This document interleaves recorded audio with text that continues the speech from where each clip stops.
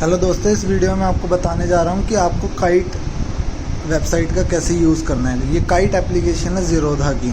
तो सपोज़ यार मैं कहता हूँ कि मेरे को ताज होटल का शेयर ख़रीदना है, तो ताज होटल इंड होटल के नाम से ट्रेड होता है, द इंडियन होटल्स कंपनी। तो मैं यहाँ पर इसे सर्च करूँगा और सर्च करके ऐड कर लूँगा। जैसे कि ये ऑलरेडी एडेड है तो मैंने ऐड कर दिया। जैसे ही मैं इसको ऐड करता हूँ तो ये शेयर यहाँ पे रिफ्लेक्ट कर जाता है कि इंडिया होटल लास्ट में आ गया है।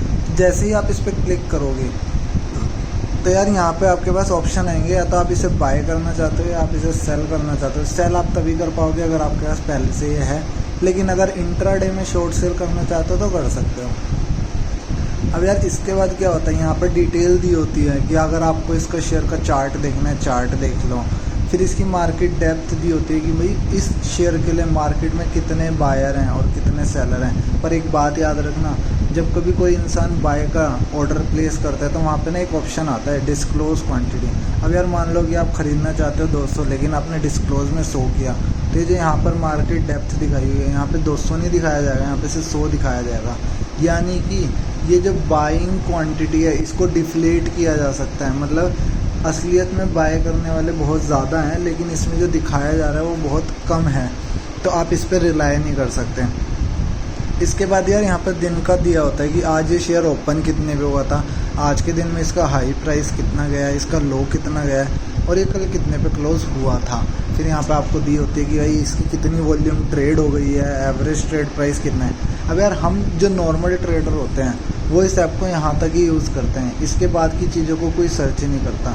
लेकिन अगर आप नीचे देखो तो यहाँ पे लिखा आ रहा है एप्लीकेशंस। इन एप्लीकेशंस में यार पहली 3 एप्लीकेशन को आप यूज़ कर सकते हो, चौथी एप्लीकेशन को यूज़ नहीं कर सकते, बिकॉज उसके लिए लगता है पैसा। जैसे अब मैं आपको स्टॉक रिपोर्ट पर क्लिक करके दिखा देता हूँ, तो देखो यार यहाँ पे लिखा आ रहा है कि subscribe now to unlock all report. यानी कि ये हमको ये रिपोर्ट्स नहीं दिखा पाएगा। तो कोई नहीं यार, हम नहीं कर रहे इसे सब्सक्राइब, लेकिन आप चाहो तो फंडामेंटल्स ऐप पे क्लिक कर सकते हो। जैसे आप फंडामेंटल पे क्लिक करोगे आपके सामने इस कंपनी की सारी डिटेल आ जाएगी। जैसे कि लिखा आ गया कि इंडियन होटल कंपनी लिमिटेड इसका नाम है, ये मिड कैप कंपनी है, इसका ओवरव्यू आ जाएगा, इसका 1 साल का चार्ट आ जाएगा, 52 वीक्स का हाई लो भी आ गया है, इसकी 1 ईयर की रिटर्न आ गई है, और फिर इसके स्टॉक से रिलेटेड बहुत सारे फंडामेंटल होते हैं। लेकिन इन्हीं के बीच में मैं आपको दिखाना चाहता हूँ, अगर आप नीचे की साइड देखोगे तो CAGR लिखा है। CAGR is companies annual growth rate, compounded annual growth rate. तो यार अगर आप कंपाउंडेड एनुअल ग्रोथ रेट को देखते हो तो इसका कंपाउंडेड एनुअल ग्रोथ रेट बड़ा अच्छा है, जो कि है 20%। तो मेरे हिसाब से ऐसे शेयर में हमें इन्वेस्ट कर देना चाहिए। अगर यार हम यहीं पे इवेंट्स पे क्लिक करते हैं तो यहाँ पर आ जाता है कि इस कंपनी के बीच अंदर क्या क्या इंसिडेंट्स हो रहे हैं, वो यहाँ पर डिटेल होती है। इस कंपनी से रिलेटेड न्यूज़ भी यहीं पर दे दी जाती है। और यार अगर आप देखो ऊपर नाम के साथ में एक डिटेल करके ब्लू कलर का सिंबल बना हुआ है, अगर आप उस पर क्लिक करते हो तो एकदम से टिकर टेप करके एप्लीकेशन ओपन हो जाती है, वेबसाइट ओपन हो जाती है, और वहाँ पर इस कंपनी के बारे में सब कुछ दिया होता है कि इस कंपनी का चार्ट अगर आप 5 साल का देखना चाहो, मैक्सिमम चार्ट देखना चाहो, सब चीज़ दी जाएगी। और कभी भी किसी स्टॉक में इन्वेस्ट करने से पहले यार यहाँ पर आपको बहुत अच्छी चीज़ें दी हुई है। आपको ये बताया जा रहा है कि इस कंपनी की इन्वेस्टमेंट चेकलिस्ट, ये 5 चीज़ों के बेसिस पे भाई इस कंपनी में रेड फ्लैग्स फाउंड हो रहे हैं, यानी डिफ़ॉल्ट के बहुत ज़्यादा चांसेस हैं। एंट्री पॉइंट, उसके बाद यार आपको और भी चीज़ें बताई जा रही। तो यार आपको ये भी बताया जा रहा है कि इसकी डिविडेंड रिटर्न बेकार है। तो यार यहाँ पर अगर आपको सारे ही ऑप्शन अच्छे दिख जाएँ तो आप इस स्टॉक में इन्वेस्ट कर दोगे। यार इसी के नीचे इसकी PE रेशियो वगैरह दी हुई हैं, और PE रेशियो का आप कंपैरिजन कर सकते हो सेक्टर की PE से।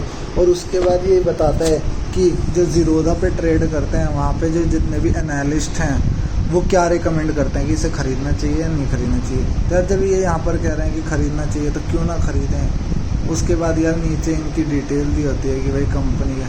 तो यार इतनी सारी डिटेल मेरे को नहीं लगता कि लोग यूज़ करते हैं। और यार अगर आप नीचे आओ तो देखो होल्डिंग ट्रेंड आता है, तो होल्डिंग ट्रेंड क्या बता रहा है कि प्रमोटर की होल्डिंग जितनी थी उतनी की उतनी है, यानी प्रमोटर ने अपने शेयर नहीं बेचे तो ये अच्छी बात है, और प्रमोटर ने अपने शेयर नहीं गिरवी भी नहीं रखे तो ये बात भी अच्छी है। तो यार इन चीज़ों को देखकर मेरे को लगता है कि हमें इस स्टॉक में इन्वेस्ट कर देना चाहिए लॉन्ग टर्म के लिए, 1-1.5 साल के लिए। अब यार अगर मैंने जैसे कर लिया तो मैं इसी पे वापस आता हूँ और मैं आपको दिखाता हूँ कि अगर हम टेक्निकल्स पे जाते हैं तो टेक्निकल्स में देखो यार ये क्या दिखा रहा है कि इस कंपनी का एक्सपोनेंशियल मूविंग एवरेज पिछले 20 दिन का 80 रुपये है। इसका रिलेटिव स्ट्रेंथ इंडेक्स, यार मैंने रिलेटिव स्ट्रेंथ इंडेक्स पे एक वीडियो बना रखी है, अगर आपने वो नहीं देखी तो पहले जाकर वो देखो। बट अभी मैं आपको दिखा देता हूँ, ये RSI ये इंडिकेट कर रहा है कि ऑलमोस्ट 0 से 30 के पास पहुँच रहा है, 0 से 30 के पास पहुँच रहा है, यानी मार्केट में सभी से बेच रहे हैं। यानी कि आज इसका जो प्राइस है वो अंडर रेटेड है, यानी ये शेयर होना चाहिए था 100-120 का, लेकिन ये मार्केट में ट्रेड हो रहा है 72-73 का।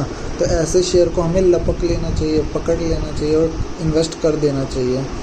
ऐसे यार अगर आप यहाँ टेक्निकल्स पे आओगे तो आपको यही सारी चीज़ें टेक्निकल्स में चार्ट में दी होती हैं। होप सो मैंने आपको इस ऐप को यूज़ करना बहुत अच्छे से बताया है। अगर आपने ज़ीरोधा में अकाउंट खुलवा रखा है तो इस ऐप को डाउनलोड करो काइट को, और काइट को डाउनलोड करने के बाद उसके अंदर दी हुई डिटेल्स को अच्छे से यूटिलाइज़ करो। Thank you. अगर वीडियो अच्छी लगी हो तो यार एक लाइक ज़रूर दे देना।